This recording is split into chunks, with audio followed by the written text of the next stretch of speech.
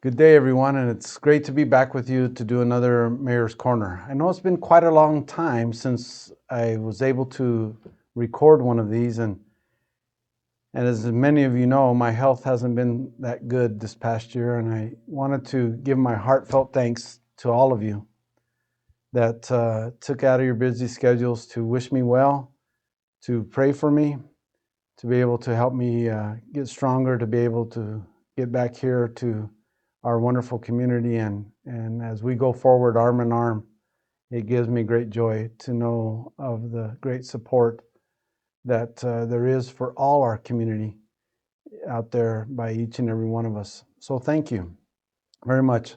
By the way, I am doing better. I'm finally getting stronger. Still have some hurdles to cross, but with God's help and with your support, I'm sure that'll happen. Wanted to talk to you about some of the exciting things that are going on in the community. It's becoming more and more exciting day in and day out. And again, I thank God for having some energy back that I'm able to participate and help do this. First thing I'd like to mention is concerning our municipal airport. We recently received a $1.5 million grant with no match to that grant to redo the runway. That's very, very important because the runway is in pretty bad shape right now, to the point that we even considered the possibility of closing it down until we could get it fixed.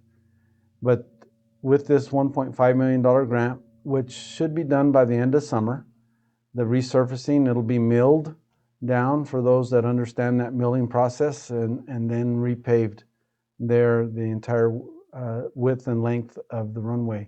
So that's exciting. That will make a great improvement. We're also still negotiating for the sale of the property around the airport, not the airport itself. That will be still under city control and city owned. But we're looking at the development of the land around the airport, which is very, very important to us also. The Border Air Museum, we're getting that cleaned up. We have plans to modernize that. It hasn't been given any funding for many years now. We're looking in next year's budget of how we can do that. We've done some minor things in the areas of the restrooms and the heating and cooling, and we're in the process. We have some new doors ordered to make that, again, another facility, another great asset that the community has. So we're excited about that. Need to update you on the port of entry. That's moving along. I jokingly say at the speed of the federal government, which always isn't very fast, but nevertheless it's moving, and that's the exciting part about it. The General Service Administration, GSA, which is in charge of the project, they are moving along with the environmental studies that need to go on out at the new port of entry, and they've also started them at the existing port of entry. As you may remember, we talked originally about completing the commercial port of entry before we started work on the existing Raul H. Castro port of entry. GSA is now wanting to do those simultaneously, which is exciting. So we're looking at options there. Better stated, they're looking at options with our input and with the input of CBP, which is fantastic, so that we can make sure that we have the best facility in the United States of America. Will be right here in Douglas, Arizona. So we're hoping that this will all be done and take place in the next 15 months. And hopefully we'll have a bid design made and bid being awarded to get the construction started on that new port of entry. The Arizona Department of Transportation has come forth with funding to do their part of the connector road project.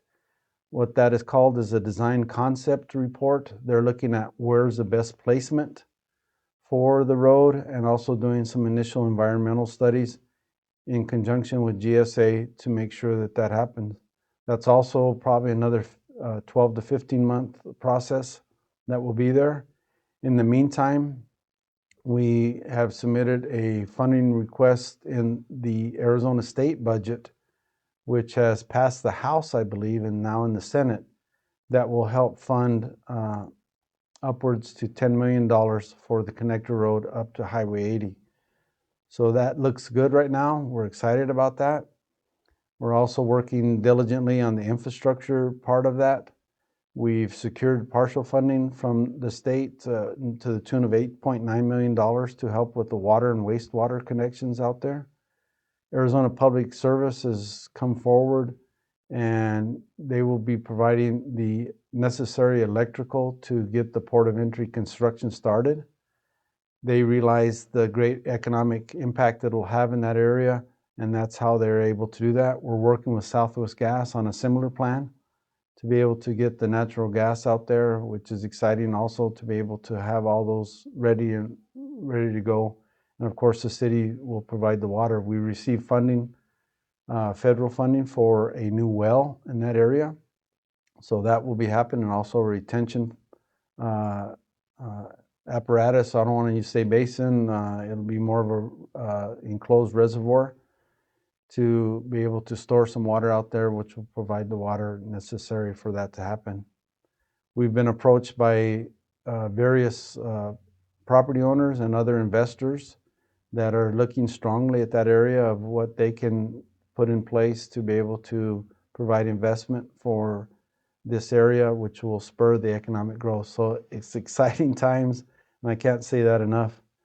The Raul H. Castro portion of it, they're also taking a look at it. They've come up with some different looks on, they need to expand what they call the footprint. So the area of which the port of entry will be there, they're looking at both sides. They're looking on the west side, they're looking on the east side of the existing port to see what would be best served there. We're working very closely with our counterparts in Mexico. We've initiated monthly meetings with them to make sure that our communication lines are open, that we make sure that this project is beneficial to both sides. And I say that because what is good in Agua Prieta will benefit Douglas, and what's good in Douglas will benefit Agua Prieta, and that's just the fact of life. You know, there's many things about Douglas that we can change. The one thing that we can't change is that we sit on a border. And so we need to make full advantage of that and make sure it benefits the citizens of Douglas at the best that we can possibly do for them. We've also submitted 5 requests for congressional funding that to Senator Kelly, Senator Sinema, and Congressman Grijalva's office for funding for various projects in our community. One dealing with roads, as we know that had some major concern for us to be able to do that. We've submitted other grants also to be able to help with the conditions of our roads, and so we want to do that. We're also moving forward with, and you've heard this for months now and you haven't seen anything about it, but finally we're moving forward, getting closer to the downtown streetscape design. The City Council will be considering the 3 options here shortly on how we want to do that. And the basic question will be if we want to expand the sidewalks so that we can have more activities, sidewalk sales, restaurants opening to be able to have sidewalk dining, which would narrow the street a little bit, but still maintain parking in the area, or whether or not we want to leave it as it is and just have the street as wide as it is now. So that decision will be made initially, and then we'll go to the public with input on how that will look and what we want to do with that. So that's an exciting thing that's coming on. We've put in for some funding for that. We're looking at hopefully starting construction in the latter part of the first quarter of 2024 or in March, going through June. In that area is when we hope to be able to start construction in the downtown area for those type of things. We've also reached out and had sessions with State Historic Preservation Office in regards to becoming what's called a certified local government, which will allow us to reach out and secure funding for historic preservation of our downtown buildings. And so that's another exciting thing that we're doing and staff is accomplishing. We're working with developers in other areas. We're hoping to expand, some RV park areas. We're still looking at an additional hotel in town. And also we've just put out a bid for a grocery store that will go into the recently purchased Food City building, which the city purchased at a much reduced price. And so now we're putting that out, and it's been out less than a week, and we've already received 2 inquiries for that, for smaller grocery stores that know and understand the border. And so we're excited about that, to see how that process works out, to be able to get the best opportunity for not only for shopping in Douglas, but also for employment there. So things continue to move along. We're extremely excited about it. We have an exciting downtown Energized Douglas project spearheaded by one of our council members, Mrs. Acosta, which is exciting and to see and to help promote the downtown area, which she represents specifically in her ward. So that's also exciting. We have Douglas Days coming up. We'd like to invite you all. It's going to be a very special Douglas Days. The Douglas family, for whom Douglas is named after James Douglas, they're planning a family reunion. They're trying to get their family members here back to Douglas to see what was started by their ancestors. And so all that's going to be an exciting time for the upcoming Douglas Days, which is on May 12th and May 13th, coming up in May. We just had Senator Kelly's representatives down here for citizen concerns. We're also planning visits from the governor's office. Governor Hobbs has sent a team down. We met with them yesterday initially to see how that would work, to be able to receive citizen input and citizen concerns. We're also working with Congressman Grijalva's office also to be able to provide those services, in addition to Senator Sinema. So we're excited about these things going on in Douglas, and we're most excited about the citizens in Douglas that are excited and joining us in this process of making Douglas the place we all want to do that. I'm told that summer leagues with Little League and baseball and softball are bursting at the seams, and we have a nice problem that we need more fields.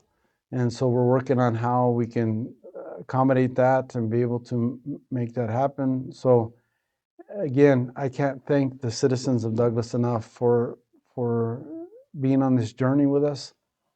It's because of you that these things are happening. We down here are helping facilitate it, but never forget that it's you, the citizens of Douglas, that make Douglas great. And I thank you from the bottom of my heart, and I appreciate you listening to me today, and God bless you all, and especially God bless Douglas. We'll see you next time.